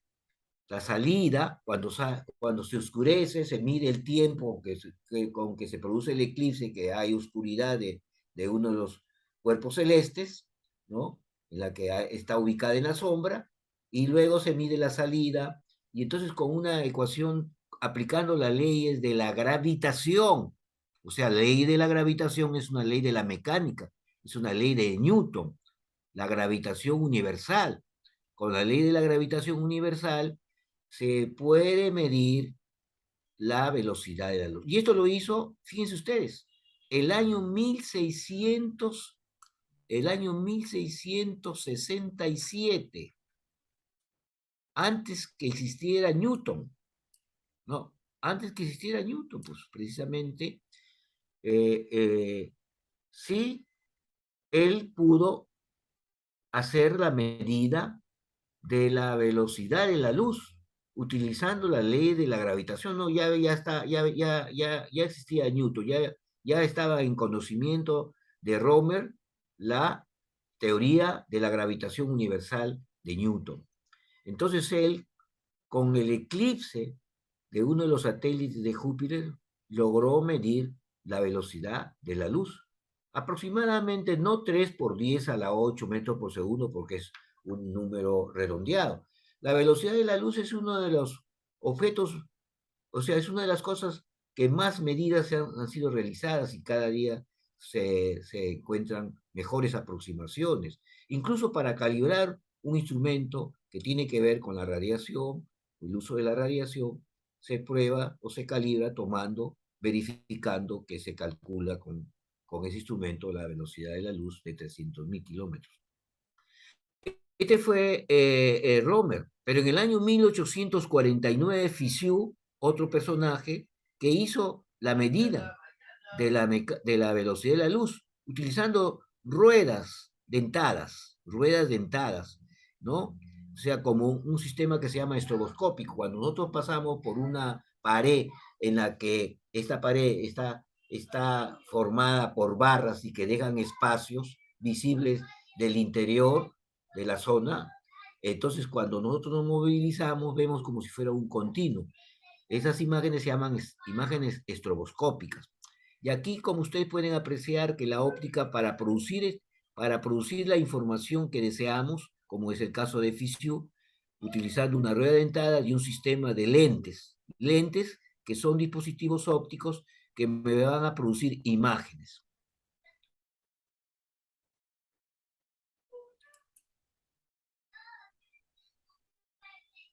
Cuando se mide, una de las construcciones más importantes es la construcción que hizo Galileo. O sea, Galileo es de la época más o menos cuando muere Galileo, nace Newton. O sea, es antes de Newton. Galileo, que ustedes han escuchado hablar cuando hablábamos de la caída libre de los cuerpos, Galileo también ingresó a la óptica y construyó este telescopio que ustedes ven. Esta es la imagen del telescopio tal como está en el museo, construido en el año 1609. Tiene una medida de largo de más o menos más de 1 metro, 1,30 metros. Es el telescopio que construyó Galileo. Hay otro holandés, ¿no? Que se considera como el primer constructor del telescopio. Pero lo importante de Galileo fue que Galileo pudo hacer una serie de observaciones. Él fue partidario, él pudo observar que el planeta Venus, con el telescopio que usó, pudo observar que el Venus giraba alrededor del Sol. Por eso que Galileo es partidario de la teoría de Copérnico, la teoría que considera que el centro del sistema planetario es el Sol, pero gracias a las observaciones con su telescopio que él construyó. Y así hizo una serie de observaciones. Por ejemplo, observó que se hablaba, antes de Galileo se decía que el Sol era el objeto celeste más perfecto que había en la naturaleza. Bueno, y él encontró y observó con su telescopio que no era así, ¿no? Él dijo que las manchas solares podrían ser consideradas como defectos de, de- del planeta, del Sol, ¿no? Como estrella luminosa.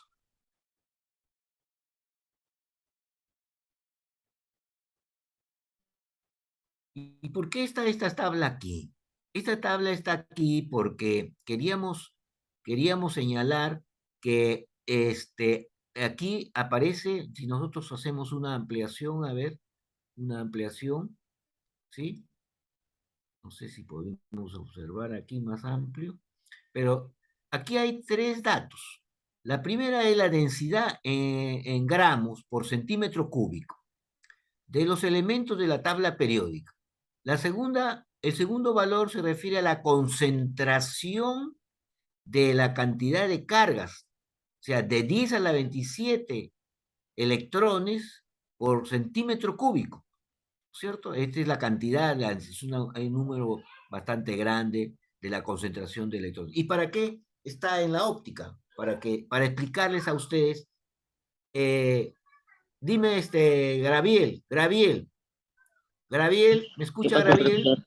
Sí, profe. Graviel, dime una cosa, ¿tú conoces la plata? ¿La plata, algún metal que se llama la plata? ¿Has visto? ¿De qué Mm, color es la plata? No la plata, la moneda que usamos para comprar, la moneda, sino la plata como metal. ¿De qué color es el oro, por ejemplo? ¿El eh, color del oro es diferente al color de la plata? ¿Qué dices tú, Graviel? sí.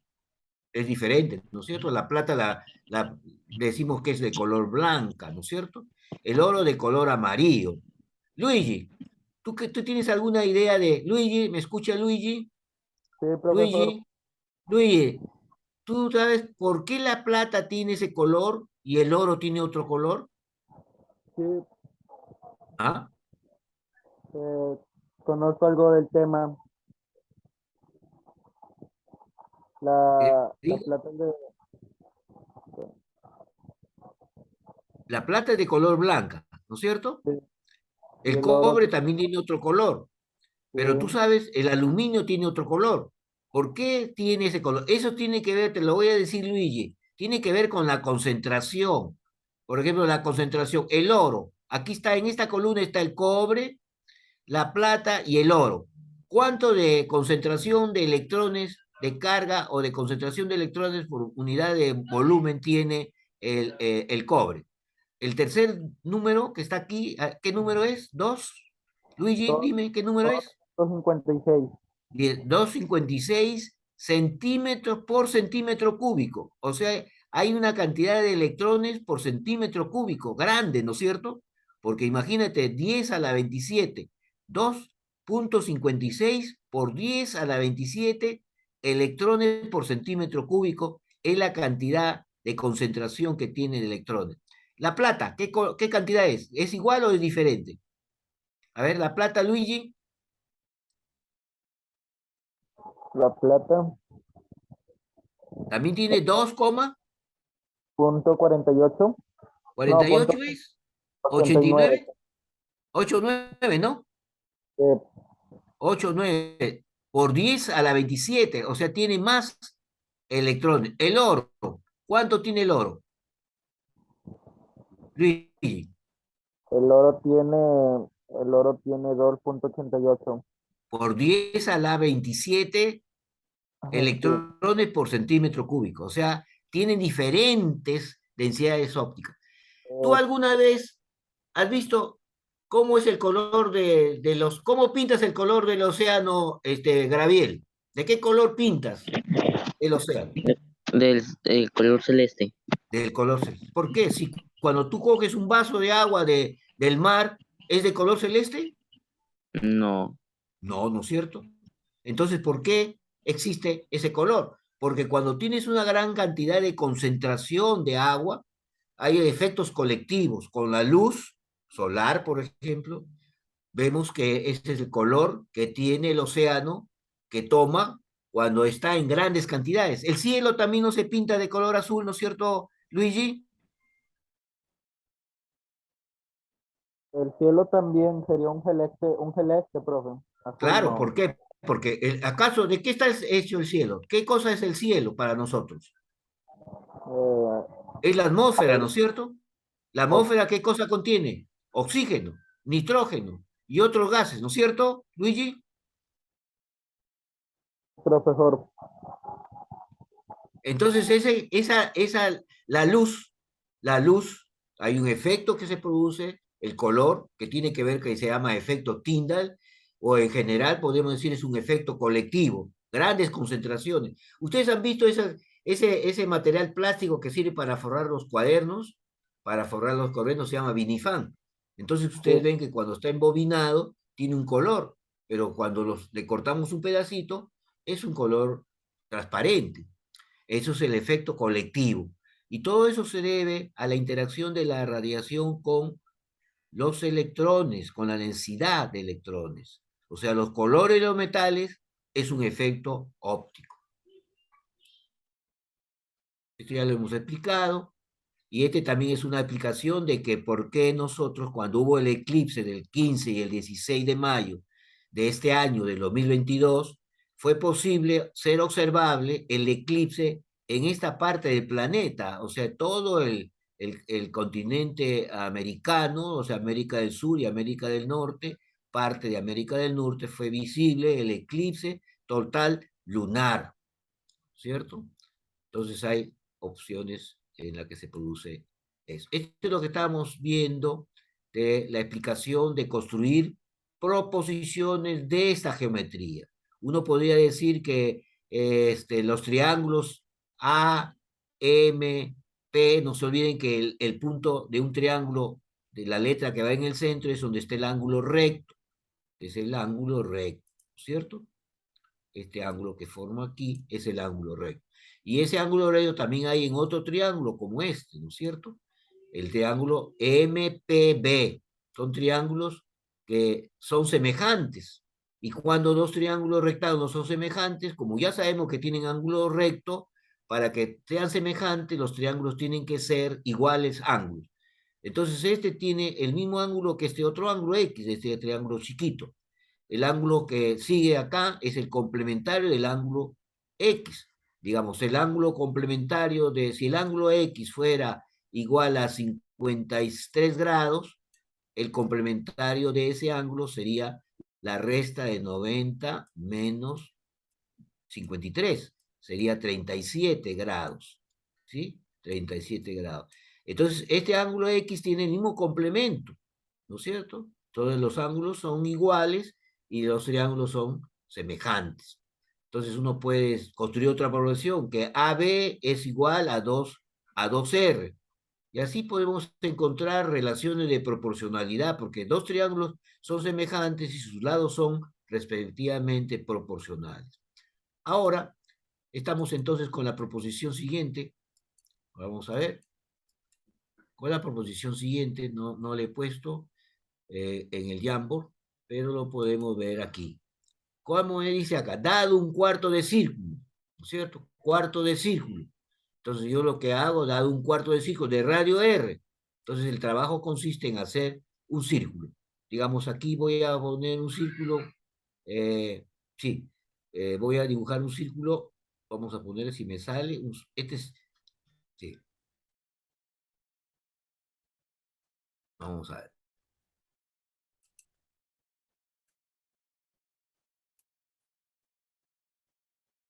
Supongo que sea este el círculo, el cuarto del círculo, dice.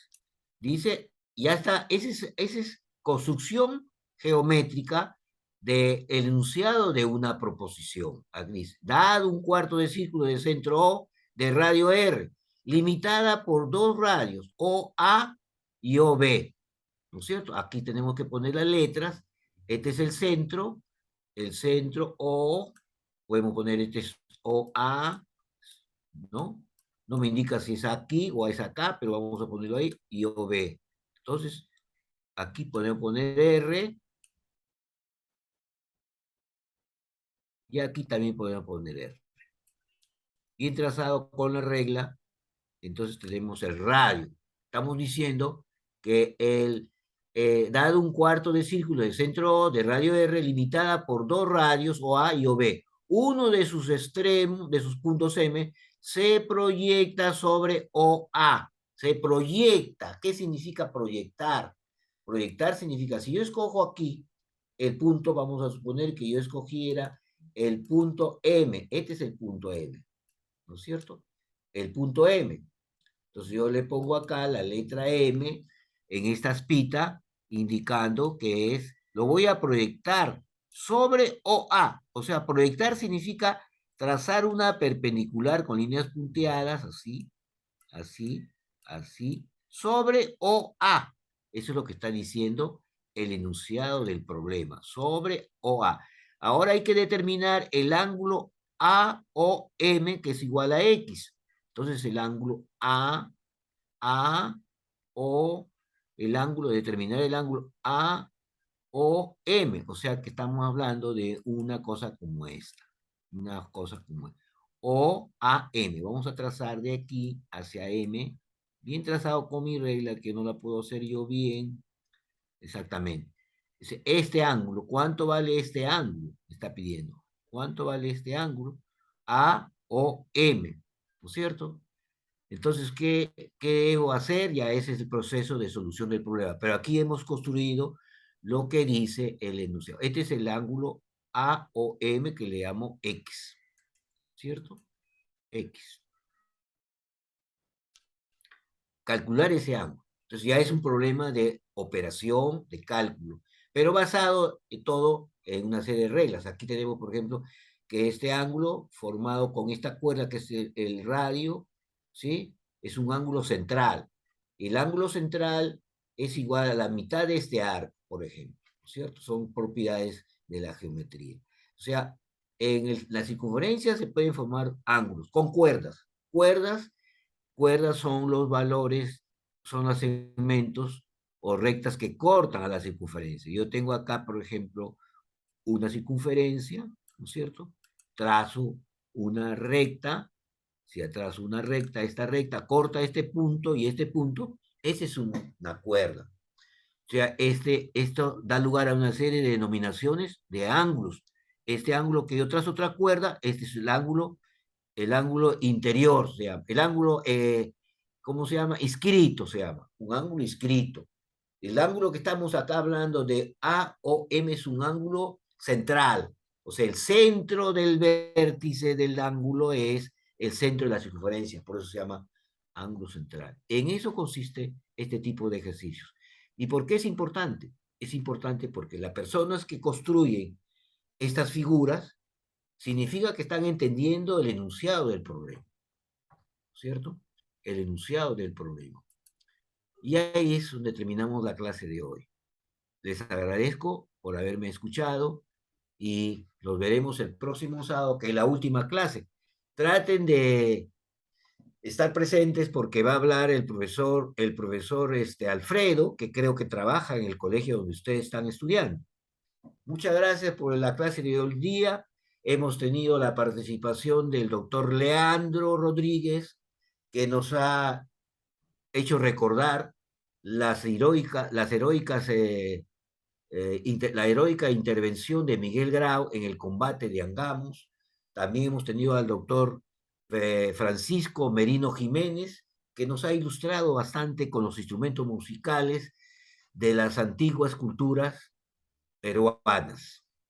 Y el día de hoy sobre la clase de óptica. Muchas gracias.